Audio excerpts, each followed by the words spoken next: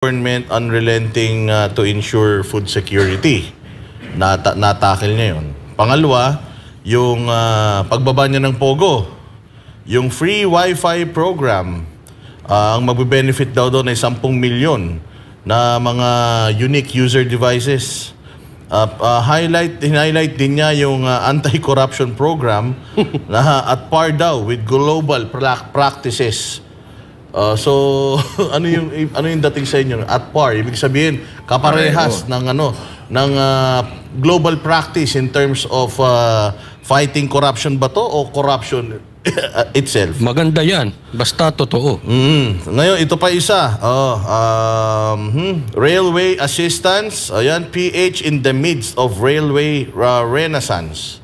So parang iko-connecta or makokonekta na daw ang Pilipinas sa pamamagitan ng mga railways. Pero sa pagkakaalam ko, di ba, merong mga railroads na pigil yung project dahil China daw yung mga contractors. Ano pa? Yung PHP 3 ano ba to? 3-T, Green Lane Certified. New investment projects across multiple sectors. Yes, ang sinasabi niya na WPS is not a myth, vows to continue to assert PH rights interest. Sabi nga niya, de-escalating yung sa South China Sea, pero sinasabi niya na atin ang West Philippine Sea. Yun nga sinabi ni Ana Malindog kagabi na dine-de-escalate mo, pero ina-assert mo na sa'yo. So, dine-de-escalate mo nga ba o nanggugulo ka pa? Ano pa? I-improve daw yung healthcare services for cancer patients. Ayan, yung 12,000 kilometer roads, over 1,200 bridges across the country. Ayan, meron pa dito yung sa BARMM. Tapos, irrigation, farm-to-market road projects to boost PH Agri. Si Banat ba, inaantok na eh. Inaantok na ako. So, ano ba yan? So, ano ba yan? Madami naman pala siyang marami naman pala siyang natakil. Tapos na ba yan? Oo, pero actually tatlong pahina ito eh. Kaya lang, palagay ko baka by the time na matapos ko to. Pakigising na lang ako pagka okay na. Ito almost 2.5 million Filipinos lifted from poverty. Ha? Oo. Ano daw? Oo, almost 2.5 million ang naalis nila sa poverty. Kasi yung 4Ps, may mga pinresinta siya ng mga napag-graduate na daw nila, na mga estudyante. Wow. Asan yung mga yan? Asan?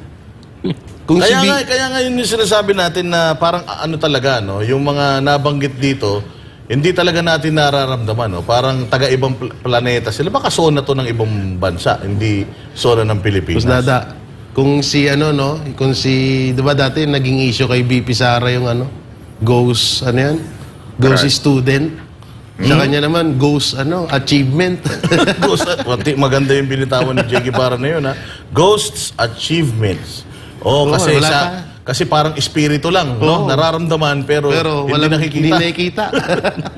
Ay, hindi. Pwedeng minsan maramdaman, pero hindi pa rin nakikita, Maramdaman lang tuwing zona. Walang hiya kayo. Sige, ano pa? Nantok na sila. Yun nga, ito, maganda rin to. Investment pledges to create over 200,000 jobs. Wow! So, natanggal na nila. Kasi yung poverty alleviation, magaling yung nila doon. Na-alleviate nila yung poverty sa Pilipinas. At the same time, meron silang di umano ay 200,000 jobs dahil sa kanilang mga pledges. Pledges lang ba to o investment?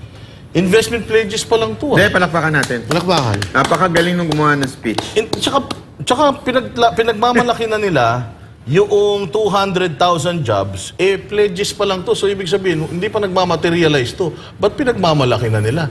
Pangako pa lang ito sa kanila. Pangako pa lang naman. Pledges Buti sana kung actual na meron ka ng 200,000 jobs na na-create. So, dahil doon. So, tawagin ulit natin yan na ghost achievement.